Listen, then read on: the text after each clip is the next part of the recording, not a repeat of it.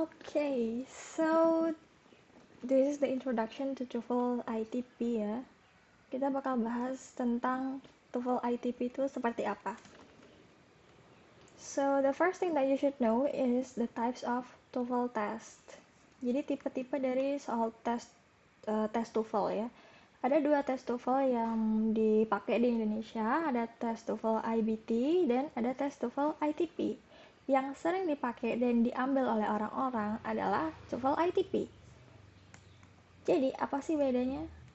TOEFL ITP ini adalah tes yang sering diambil oleh orang-orang. Itu terdiri dari 3 jenis skill ya. Ada listening, kemudian ada structure dan written expression, kemudian ada reading. Satu yang nggak ada di sini adalah speaking ya. Jadi di soal TOEFL ini nggak ada speakingnya. Jadi nggak ada soal tes yang kayak kamu ngobrol sama bule gitu. Terus mereka bakal ngasih nilai tentang skill speaking kamu, skill kamu untuk ngobrol gitu ya. Atau berbicara, nggak ada ya. Jadi speakingnya nggak ada di sini. Structure and written expression ini soal apa sih? Itu untuk skill tentang grammar ya. Jadi kalau grammar bagus, ya aman-aman aja gitu. Terus kalau soal TOEFL kalau tes TOEFL ITP itu biasanya offline dan juga online. Kalau online gimana? Kamu bakal harus nyediain laptop kayak gini karena nggak bisa dilakukan di HP ya.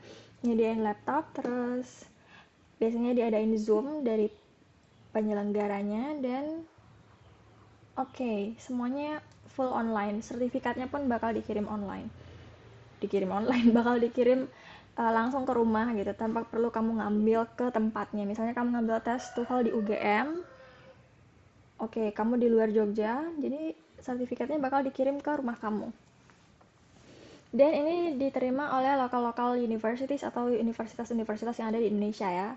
Score range-nya gimana gitu. Kalau soal TOEFL ITP gitu ya, tes ini range skornya ada dari 310 sampai 677. Kadang ada yang nanya, skor TOEFL yang bagus itu berapa?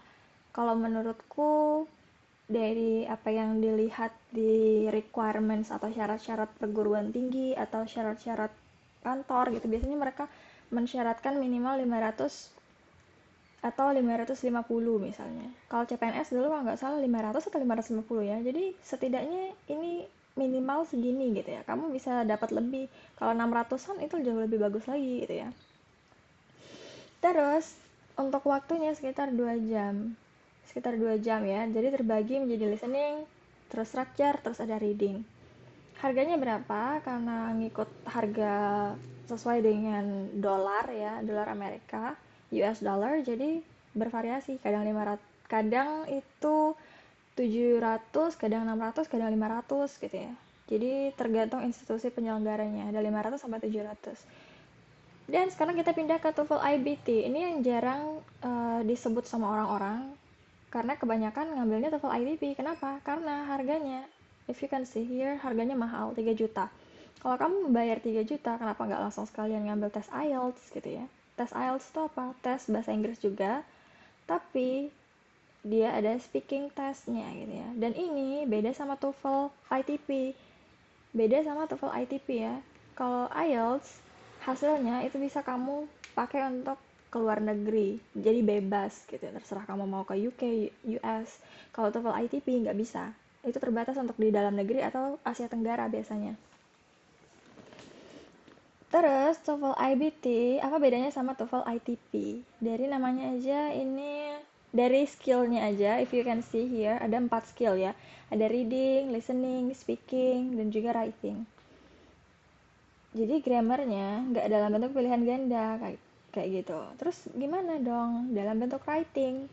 Jadi kamu harus menulis sesuatu dan grammarmu dinilai dari hasil tulisanmu gitu ya. Nggak ada pilihan ganda ABC gitu. Speaking juga kamu harus ngomong dan ya berbicara sama orang uh, orang yang ngetes gitu ya. And this one bisa online ya, dan ini diterima oleh universitas-universitas di luar. Jadi kalau kamu student exchange bisa ngambil TOEFL IBT. Tapi once again jarang orang ngambil TOEFL IBT karena apa? Kadang orang-orang lebih milih kenapa nggak langsung IELTS aja gitu, karena IELTS lebih banyak diterima secara luas. Terus score range-nya ini agak beda, 0 sampai 120 ya. Dan untuk waktu pengerjaannya 3 jam dan 30 menit. Udah gitu aja. Kalau jenis soal-soalnya untuk yang writing ya udah jelas beda sama TOEFL ITP, karena di TOEFL ITP kan nggak ada writing ya. Dan untuk sekarang, yang mana sih yang bakal kita pelajari? Yang bakal kita pelajari adalah TOEFL ITP, yang kebanyakan orang Indonesia pakai. Nah ini kok nggak mau hilang. Jadi TOEFL ITP yang sebelah kanan ini ya. Oke, dan sekarang kita pindah ke bawah. Kalau kamu bingung di mana mau ngambil tesnya, kamu bisa cek website ini, dan di Indonesia itu banyak banget penyelenggara tes TOEFL ITP ya. Kalau aku dulu ngambilnya di UGM. Bisa online juga. Kayak yang tadi aku bilang, TOEFL ITP itu terbagi dari beberapa skill. Terbagi dalam beberapa skill ya, ada listening, kemudian ada structure, dan written expression, ini grammar, terus ada reading gitu.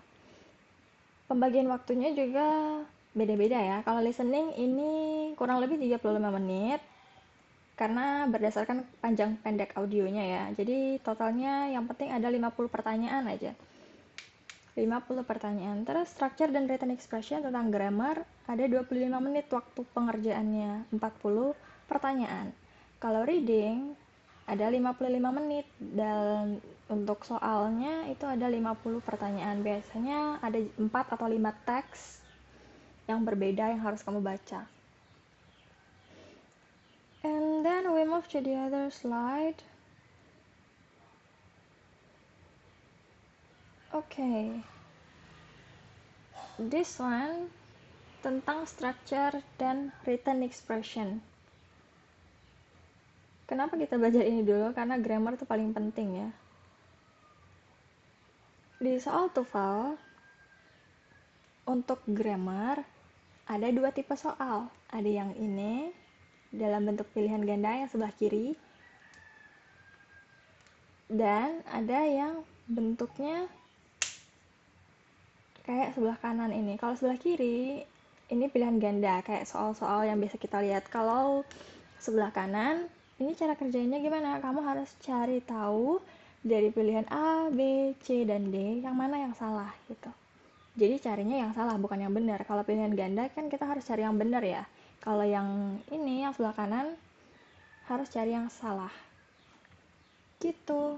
Untuk selanjutnya cara ngerjainnya gimana? Kita bakal pindah ke materi part of speech, tapi nggak bakal aku bahas di sini. So you have to click another video ya.